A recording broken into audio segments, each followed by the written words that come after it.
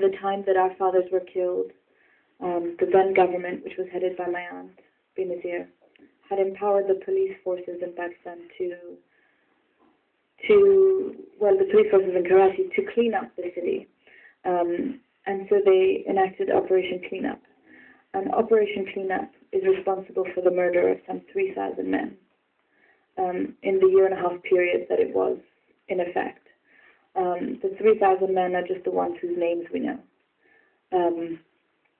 None of the police officers involved in Operation Cleanup were ever removed from their posts. They were never docked a week's salary, and they were never taken to court. So at the time when this murder happened, this was something we read about in the newspapers every day. This was something we saw in our neighborhoods every day. In our schools we heard firing.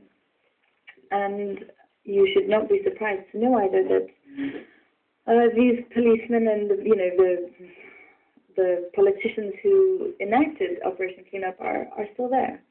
They're still powerful, and they still have a lot of sway in the country.